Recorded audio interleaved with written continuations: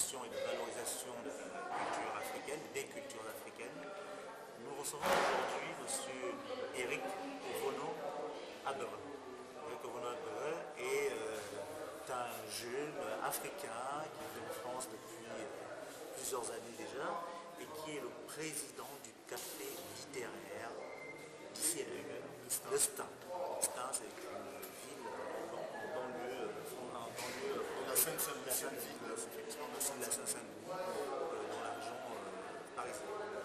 Donc, il va se présenter à vous, il dira en quelques lignes son parcours, son histoire et à la fois sa formation, mais en même temps ses activités culturelles, professionnelles en tant que président de ce café littéraire. Et d'ailleurs, il faut d'abord te présenter pour tous les internautes qui savent à peu près quelles sont tes activités, qui tu es, quel est ton parcours, mais en même temps, quelles sont les activités de ta structure.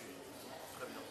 Merci infiniment pour l'honneur accordé de vous déplacer d'Amiens pour venir couvrir cet événement Cameroun sur scène que l'association Café littéraire d'ici et d'ailleurs de Stein que je préside a l'honneur d'organiser. Donc je suis en effet Eric François Ovono Agbere. Je suis un Gabonais de 37 ans résident en France depuis 1992. Donc j'ai fait mes études secondaires en France, au collège, au lycée, puis l'université ponctuée par un master de recherche en sociologie politique. Et donc en parallèle de mes activités, de mon actualité, de mes activités universitaires, j'ai toujours été très intéressé par la culture. Donc j'avais d'abord commencé à titre privé par l'ouverture d'une galerie d'art. J'avais une galerie d'art qui était dénommée Mbigou pour la promotion de l'art du Gabon. Donc nous organisions des expositions. J'avais une galerie virtuelle, mais je louais également des salles où j'organisais des expositions qui avaient trait de présenter la culture sur pierre au Gabon. Donc on a fait le grand marché d'art contemporain à Bastille et différents autres événements. J'ai également eu l'honneur d'organiser la Semaine africaine à l'UNESCO en 2010. Et plus fort de ces expériences, j'ai décidé de mettre toutes ces expertises à profit dans le cadre de l'association que je préside depuis un peu plus de 2 ans, le Café littéraire d'ici et d'ailleurs de Stein. L'objectif étant de justement redynamiser la vie de quartier à Stein, mais surtout de promouvoir la culture de la Seine-Saint-Denis, en l'occurrence celle de Stein, mais surtout celle d'ailleurs, puisque l'ailleurs étant de fois considéré à tort comme source de désintégration, de désagrégation de société, l'ailleurs devait être, il fallait en assurer la promotion par différents aspects. L'ouvrage, les livres sont le meilleur témoignage de ce qu'on peut indiquer d'une culture.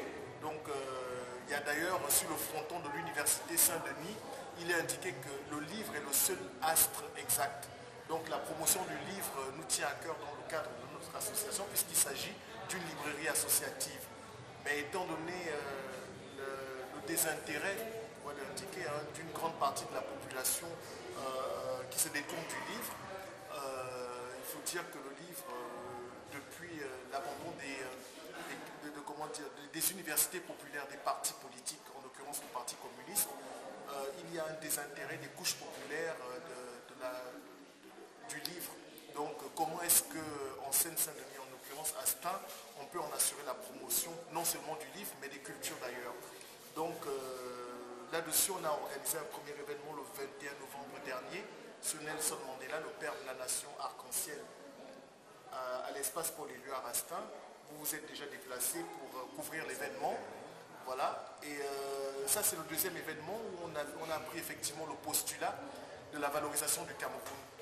En indiquant que le Cameroun étant un pays, le pays moteur de l'Afrique centrale, de par sa démographie, de par sa réalité économique, de par son continuum historique, sa production scientifique et diversitaire, qu'on devait essayer de, non pas essayer, qu'on devait promouvoir.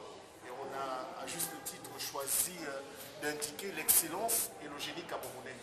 Pour ce faire, on a agrégé un maximum de personnes ressources de la communauté camerounaise, mais pas uniquement, puisque moi qui suis président de l'association littéraire d'ici d'ailleurs, je suis gabonais.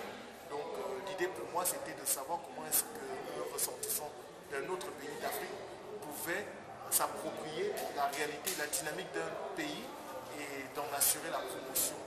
D'où cet événement Cameroun sur scène avec différentes personnalités que j'aurai l'honneur et le plaisir de vous présenter. Merci pour cette présentation. Comment passe-t-on de la sociologie, parce que tu as fait des études de sociologie, comment passe-t-on de la sociologie au mouvement associatif en rapport avec une valorisation des cultures d'ailleurs? Parce que tu as fait sociologie politique. Absolument.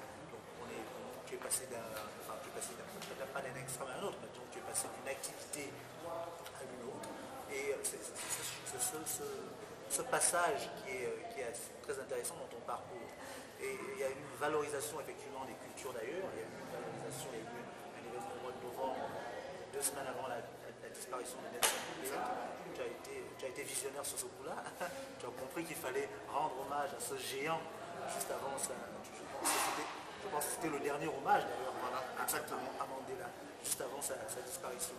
Et aujourd'hui, tu organises avec ton équipe, vous organisez le café, vous organisez Cameroun sur scène, une manifestation socio-culturelle, de promotion et de valorisation de la culture camerounaise, entre autres. Et prochainement, quelles sont les autres activités? D'autres qui sont prévues, d'autres activités? Absolument. Absolument. Pour revenir sur votre question initiale, comment passe-t-on de la sociologie à l'organisation d'événements culturels? Il y a un très grand sociologue, malheureusement disparu, Abdelmalek Sayad, qui parlait de la double absence. La double absence se caractérisant par comment dire, une absence physique, intellectuelle, politique, culturelle, écologique de son pays d'origine, et une absence qui peut se caractériser par une invisibilité dans le pays d'accueil. Et souvent, ce qui caractérise les populations d'Afrique, les diasporas en l'occurrence, puisque j'ai une double casquette dans la ville de Stein. Je suis non seulement président de l'association Café littéraire d'ici et d'ailleurs de Stein, mais j'interviens aussi comme vice-président de la régie de quartier. La régie de quartier étant une structure qui a pour objectif d'accompagner certaines personnes qui sont très éloignées du monde du travail vers une première activité qui devrait leur permettre par la suite de retrouver une activité pérenne. Donc dans ce cadre-là, nous accompagnons effectivement des populations issues de l'immigration, essentiellement d'Afrique subsaharienne, qui connaissent toutes les problématiques de logement, des problématiques résidentielles, d'emploi, d'identification, de formation et de fois d'une acceptation de leur séjour en Occident et d'une acceptation aussi des Occidentaux qui devraient les considérer comme une partie prenante du vivre ensemble dans ces sociétés-là. C'est la question de la perception. La perception. Et donc, pour justifier notre démarche, il y a une véritable volonté de dire que dans l'ailleurs, il y a un enrichissement. Et dans cet enrichissement, il ne faut pas forcément opérer une dichotomie entre ses origines et son vécu ici. Parce que toutes les cultures, il y a une imbrication, une interpénétration des cultures et il y a une volonté à partir des expertises universitaires, en l'occurrence la vôtre. J'ai l'immense plaisir de vous avoir ici avec votre association, mais aussi des personnes qui n'ont peut-être pas fait des études universitaires, qui sont des personnes ressources dans une ville. Comment une dame qui vit en France depuis une vingtaine, voire une trentaine d'années, qui a été éduquée soit par sa mère, soit par sa grand-mère, qui a un patrimoine culturel, culinaire, historique, voire spirituel, peut être en capacité non seulement de le transmettre à sa cellule nucléaire immédiate, mais aussi de l'apporter à la société, notamment dans le projet de réforme scolaire dans lequel nous nous inscrivons. Notre association est sollicitée par le service éducation de la mairie pour savoir qu'est-ce que nous pouvons apporter dans la réforme des rythmes scolaires. Et donc pour cela, nous comme je l'indiquais en préambule dans mon intervention, c'est le livre. On part du livre, on part de thématiques qu'on construit avec des acteurs, avec de la peinture, avec des ateliers, avec du culinaire, parce que la transmission culturelle passe également par le culinaire. Donc nous nous sommes en train d'identifier des femmes au foyer qui sont très ravies qu'on les emmène à être valorisées par rapport à justement cette expertise culinaire.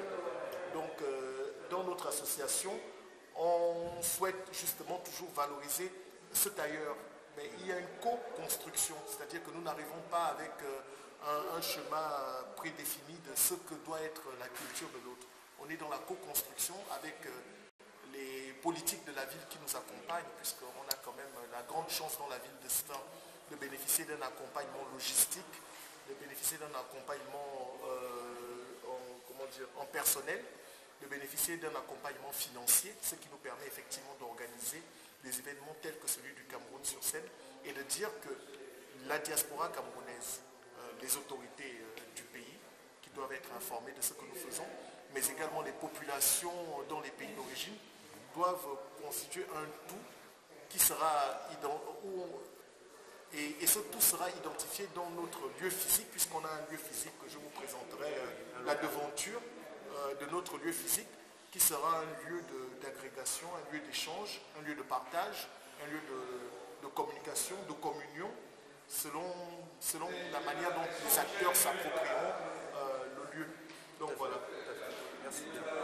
Donc nous sommes dans un monde de plus en plus globalisé avec un échange, avec des rencontres de culture, des rencontres d'hommes, de femmes.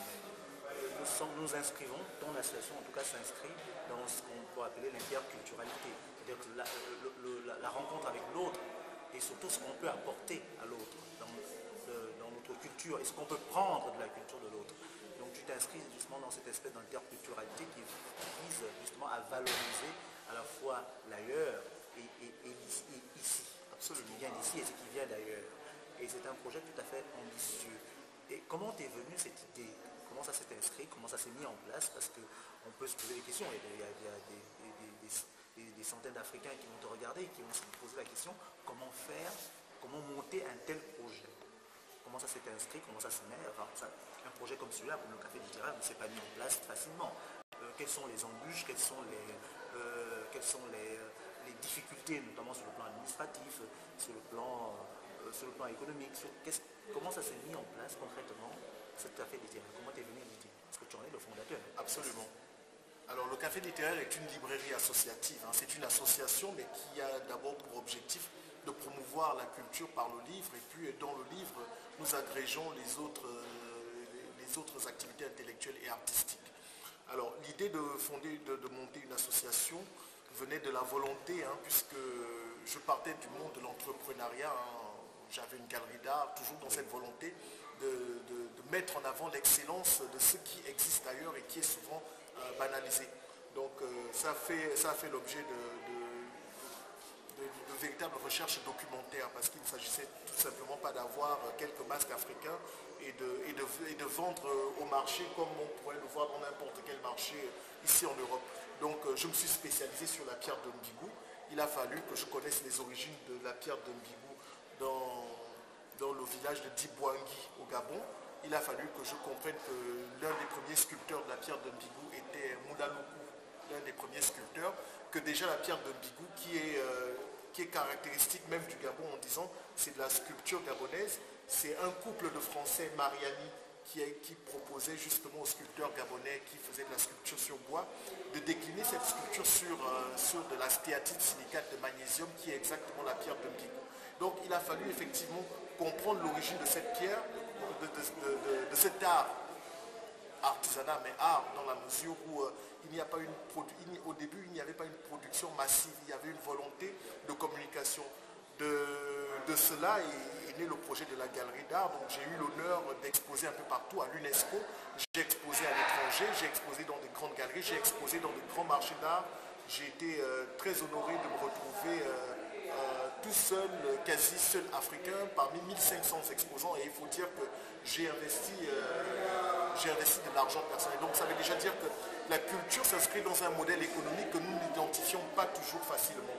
Alors l'idée du café littéraire, comme la plupart des associations, partait d'un postulat de la promotion de la culture. Et puis finalement, derrière la promotion de la culture s'inscrit un modèle économique.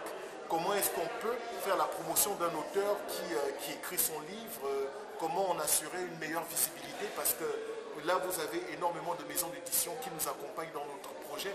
Comment un auteur qui se perd parmi des milliers d'ouvrages peut être mis en valeur. Donc il a fallu penser et concevoir le projet comme cela. Maintenant, l'idée des démarches administratives, elles sont faciles et elles sont difficiles. Elles sont faciles au sens où quand on monte une association, on doit être rompu, je dirais, à la démarche administrative, parce qu'il y a un cadre dans lequel on doit s'inscrire qui doit correspondre au cadre lisible pour la préfecture. Ça, c'est véritablement pour la démarche administrative du document CERFA. Et puis une association, c'est comme une vie. Et là, il y a la naissance d'une association, il y a l'apogée de l'association et il y a le déclin de l'association. L'idée étant de maintenir l'association le plus longtemps possible en vie. Pour cela, il faut penser à un modèle économique. Pour penser au modèle économique, il y a deux possibilités. Soit, effectivement, on fait appel aux subventions publiques. Nous répondons à énormément d'appels d'offres et d'ailleurs, ce qui nous permet d'organiser cette activité, c'est parce que nous avons bénéficié d'un accompagnement de l'État français dans un financement CUX, financement d'État, qui nous permet effectivement, voilà, le CUX c'est un accompagnement d'État. Voilà, exactement, contrat urbain. La déclinaison du CUX, vous pourrez mieux l'indiquer par la suite de l'interview. Je ne l'ai plus, mais c'est un contrat urbain qui a pour objectif de redynamiser les villes paupérisées. On est en contrat urbain de cohésion sociale. Voilà, contrat urbain de cohésion sociale, merci infiniment. Donc on bénéficie d'un financement CUX, on bénéficie d'un accompagnement de l'OPH et de la ville qui ont cofinancé notre local à hauteur de 40 000 euros, puisque les travaux de notre librairie s'élèvent à 40 000 euros que nous avons obtenus en présentant un dossier. Le dossier a été retenu par la mairie et par l'OPH. On a un accompagnement du Conseil général de la Seine-Saint-Denis. On a différentes fondations, en l'occurrence la fondation RATP qui nous accompagne. Donc ce sont des dossiers qu'il a fallu monter. Il n'existait pas un cadre dans lequel nous nous sommes inscrits. Nous avons plus ou moins pensé le cadre et justifié la nécessité d'aller vers ces officiels. Donc pour ce faire, on rencontre énormément de politiciens, de politiques français. On a pu rencontrer à 2 reprises le président de l'Assemblée nationale, M. Claude Barthelone, qui est très attentif par rapport à ce que nous faisons et qui nous accompagne au niveau politique, puisqu'il a été longtemps président du Conseil général de la Seine-Saint-Denis. Donc il a une oreille très attentive de ce que nous faisons. De même que la ministre de la Culture, Aurélie Filippetti, qui nous a identifiés et avec laquelle certains services du ministère de la Culture devront nous accompagner une fois que notre librairie sera opérationnelle, puisqu'on décide d'apporter de l'intellectuel et du culturel dans une ville qui n'avait plus de librairie. Alors maintenant, pour tous ceux qui veulent monter une association, il faut avoir du temps. Dans un premier temps, même si on a la meilleure des idées, la meilleure des motivations, il faut avoir du temps pour monter une association, parce que les rencontres, la disponibilité justifie qu'on ait un espace-temps plus libre que celui d'une personne qui s'inscrit dans les 3-8. Et puis, il faut penser à un modèle économique hors subvention. C'est ce qui caractérise le Salon du Livre. Nous avons un partenariat avec les maisons d'édition où nous avons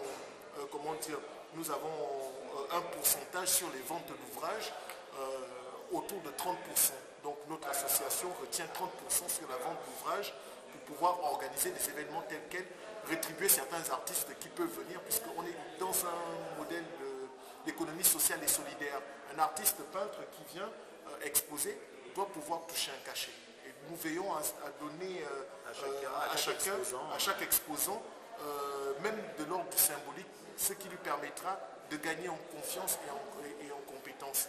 Et puis, on est un café littéraire, donc nous allons faire la promotion du café, du thé. Nous allons organiser des ateliers culinaires. Nous avons des personnes ressources dans la ville qui pourront faire des repas. Et ces repas vont être vendus. Nous sommes en partenariat avec 2 universités pour l'instant. 3 d'ailleurs, l'université de Nanterre qui fut et qui est encore la mienne, qui nous accompagne dans ce projet, les presses universitaires de Nanterre et même des presses universitaires de France.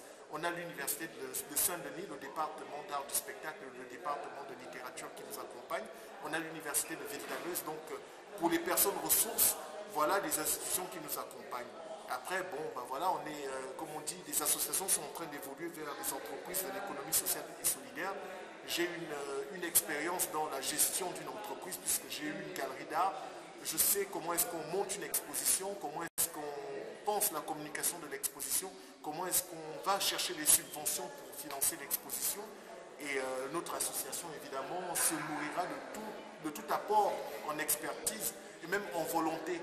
Toute personne susceptible d'intégrer notre association ou toute personne susceptible de bénéficier d'un espace de visibilité peut solliciter notre association une fois qu'on aura notre local, parce qu'un événement comme celui-ci demande 3 à 4 mois de travail. Mais par contre, quand on aura notre local physique, on travaillera rapidement avec ces personnes ressources qui vont nous accompagner et le public pourra plus facilement identifier nos actions. Donc voilà un peu pour tous ceux qui sont intéressés à l'idée de monter une association, Une structure il faut penser entreprise, non pas avec une logique mercantiliste, mais penser entreprise dans une logique d'échange. Échange en expertise, échange en compétences, faire du gagnant-gagnant. L'association ou l'entreprise de l'économie sociale et solidaire gagne. D'ailleurs, à ce propos, on a obtenu un prix en décembre dernier du ministre Benoît Hamon, ancien ministre de l'économie sociale et solidaire et qui est actuel ministre de l'Éducation nationale, vers lequel nous allons effectivement nous rapprocher dans le cadre des réformes de rythme scolaire. C'est très très bien, très bonne présentation. Je suis tenté quand j'en vois la manifestation d'une telle envergure et surtout une manifestation qui fait la promotion d'un pays, le Cameroun.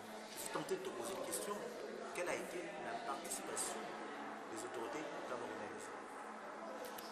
Concrètement, un tel projet, est-ce que tu l'as monté? Évidemment, il a été financé en partie par la ville de Sna, parce qu'il s'agit du café littéraire de Sna, mais est-ce que, il s'agit quand même d'un événement culturel qui valorise le Cameroun? Quelles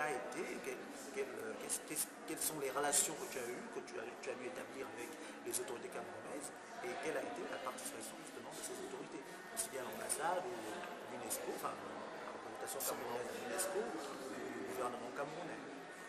Alors nous on part, voilà, à laquelle je répondrai très honnêtement et sans ambiguïté. Hein, non, je ne... alors de deux choses. Je pose cette question, voilà. excuse-moi de te couper, oui. Je pose cette question d'autant plus que lorsque tu as organisé il y a quelques mois, il y a 6 mois, l'événement sur Mandela, oui. Tu étais en contact avec l'ambassade d'Afrique du Sud. Et je sais que l'ambassade d'Afrique du Sud a donné, enfin peut-être pas donné financièrement quelque chose, mais au moins on a senti la présence de l'Afrique du Sud, de l'ambassade d'Afrique du Sud. Et là, je me pose la même question. Est-ce que le Cameroun a accordé un tout petit peu d'intérêt à cette manifestation qui participe justement de la valorisation du patrimoine camerounais, de la culture camerounaise? Alors, ce qui s'est passé, c'est que pour nos manifestations, nous ne sommes pas, comment dire, nous ne souhaitons pas être, comment dire, nous allons vers les autorités africaines et autres dans la mesure où décider de parler d'un pays, il en va de notre responsabilité de le présenter au pays.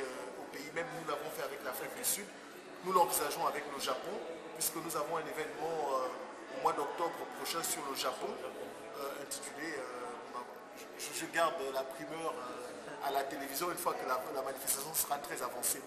On a également une manifestation sur le bolivarisme ou la révolution permanente en Amérique latine. Pour ce faire, on a pu rencontrer l'ambassadeur de la Bolivie qui nous a accordé l'honneur d'un entretien. On a rencontré la première secrétaire de l'ambassade du Venezuela, la conseillère culturelle et la conseillère politique. Donc, nous travaillons ensemble sur l'organisation de l'événement avec des universitaires. On n'est pas sur... on ne prend pas tout ce qu'une représentation diplomatique nous donne par rapport au pays, mais on tient à les informer. Donc nous avons entrepris la démarche avec le Cameroun. Nous avons pu identifier, nous avons pu rencontrer les autorités camerounaises, les plus hautes autorités camerounaises qui sont très au courant de ce que nous organisons sur le Cameroun sur scène pour la promotion de l'excellence et du génie camerounais. Alors, accompagnement, il y a un intérêt. Donc, un intérêt à comprendre pourquoi un nom camerounais se donne les moyens et la difficulté d'organiser un événement sur le Cameroun. Mais objectivement, quand on organise un événement sur le Japon, dans notre budget prévisionnel, on a déjà comment dire, on est déjà accompagné par des entreprises japonaises, on est déjà accompagné par des autorités japonaises qui sont très attentives à l'idée qu'on puisse faire la promotion de leur pays en France. Nous espérons que nos pays en Afrique comprennent la nécessité dans la réforme des rythmes scolaires, mais surtout dans la nécessité pour les diasporas présentes ici, particulièrement les enfants nés de parents originaires d'Afrique, parce qu'ils sont en l'occurrence français. Il faut les considérer comme français, quelles que soient les origines des parents. Mais il y a une nécessité de créer un lien, et ce lien nécessite des personnes ressources, en l'occurrence des associations, et ces associations ont certainement besoin d'argent. Et souvent, bon, c'est vrai que quand on se rapproche des représentations diplomatiques des pays africains, on a, comment dire, il y a un accompagnement en estime, mais ça s'arrête souvent à de très bonnes intentions. On n'a pas les moyens financiers qui sont accordés. Heureusement que notre association a sa propre trésorerie. La manifestation, il faut le dire, elle nous coûte, la manifestation Cameroun sur scène, nous coûte 6 000 euros que l'association a décidé d'investir pour promouvoir le Cameroun. Donc ça veut dire que les intervenants sont payés, les artistes sont payés. Il y a un modèle économique, je porte un t-shirt pour la promotion du Cameroun avec une application qui se cache derrière le t-shirt. On pourra vous en faire la démonstration tout à l'heure. Donc l'application nous a quand même coûté 1 000 euros à faire. Donc ça veut dire que là on est sur du concret et on n'a rien obtenu concrètement des autorités. Une compréhension de la manifestation, oui, mais y compris même au niveau symbolique, la présence n'est pas à souligner, voilà, mais pour autant, les diasporas s'approprient leur pays. Disons que si je pose la question, c'est un dessin naturellement. C'est parce qu'on constate effectivement, c'est regrettable de dire que lorsque une telle manifestation est organisée par une structure, par une association comme la vôtre qui a pignon sur rue, qui aspire du moins à avoir pignon sur rue, il serait quand même intéressant de voir les autorités des pays concernés par la manifestation faire au moins un geste symbolique. Pas forcément, pas nécessairement une aide financière, mais même un accompagnement symbolique, physique. La présence, il aurait fallu que l'ambassade du Cameroun délègue un représentant. C'est la moindre des choses. C'est le Cameroun qui est valorisé à travers cette culture, à travers cette manifestation. C'est la culture camerounaise qui est valorisée. C'est le Cameroun qui est valorisé. Donc ça aurait été intéressant que l'ambassade du Cameroun délègue quelqu'un, l'ambassadeur ou le consul général ou le conseiller culturel de l'ambassade, le premier conseiller de l'ambassade. Ce que je dis à propos du Cameroun est valable pour tous les autres pays. Oui, pour tous les autres pays. On a l'impression d'un désintérêt, ou même d'une espèce de mépris de ce genre de manifestation par de certaines autorités africaines. Il ne faut pas mettre tout le monde dans le même sac. Je dis bien, il y a l'événement de novembre qui rendait hommage à Mandela et à l'Afrique du Sud. Nous a permis d'ailleurs de rencontrer Madame l'ambassadeur de l'Afrique du Sud à l'UNESCO. On a quand même vu, senti la présence de l'Afrique du Sud. On a senti la présence de l'Afrique du Sud. Là, on ne sent pas la présence du Cameroun officiel, des autorités camerounaises. On ne sent pas il y a des gens qui sont déplacés, il y a plusieurs personnes qui sont déplacées. Il y a des dizaines et des dizaines et des dizaines de personnes qui sont là, qui sont venues assister à cette grande manifestation qui valorise, qui fait vraiment la promotion du Cameroun, de la littérature camerounaise, des auteurs camerounais, de la musique camerounaise. Et il aurait été vraiment intéressant de voir que l'intérêt des autorités diplomatiques et consulaires camerounaises pour cette manifestation. Je tenais juste à le préciser. Et c'est un appel lancé à d'autres pays africains. C'est moi un appel qu'on lance à nos autorités de nos pays, d'accorder un tout petit peu d'intérêt, de participer à leur façon à la visibilité, à la promotion des manifestations relatives à leur patrimoine et à leur pays. Voilà, c'était juste un appel. Je te remercie pour le temps que tu nous as accordé. Je précise que la prochaine manif organisée par le Café littéraire d'Espoir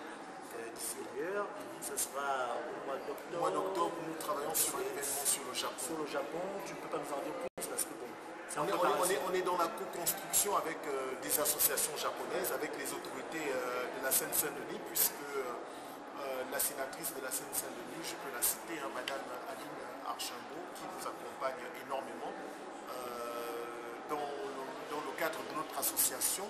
On prévoit de véritablement faire une belle manifestation, à défaut de n'avoir pu la faire au mois de février dernier pour cause d'élections municipales. Nous sommes véritablement sur un format de manifestation qui connaîtra, je l'espère, je le pense en tout cas, un grand succès dans la mesure où il y a une mobilisation des personnes ressources pour cette manifestation. Concernant le Cameroun, je tiens quand même à rendre hommage à l'Office du tourisme du Cameroun qui nous a mis à disposition de la documentation sur le Cameroun, mais c'est de la documentation, c'est-à-dire qu'il faudrait véritablement que les autorités africaines, dans un premier temps, les diasporas africaines ici, mais également la communauté internationale comprennent qu'il y a un modèle économique dans la culture. Alors j'ai fait une licence en art du spectacle et cinéma. Les films d'Hollywood ne répondent pas seulement d'une démarche artistique. Il y a un véritable modèle, il y a une économie du cinéma. On sait par exemple que lorsque des Américains sortent 50 millions de dollars pour un film, ils en espèrent 3 fois plus, voire davantage quand c'est un blockbuster financé à 200, à 400 millions de dollars. Si le film ne rapporte que 600 millions de dollars, ça veut dire qu'un bénéfice de 200 millions de dollars, il est considéré comme un fiasco. Alors que d'aucuns considéreraient qu'un film qui rapporte déjà, avoir l'équilibre de ce qu'on a dépensé, c'est déjà une réussite en soi. On est aussi en France, pays dans l'Union européenne qui promeut l'exception culturelle. Donc la culture s'inscrit non seulement dans une démarche politique d'affirmation de son identité, mais la culture répond aussi d'une nécessité économique que nous avons encore un peu de mal à percevoir. C'est vrai que la promotion de nos cultures passe de fois par les cultures urbaines d'Afrique.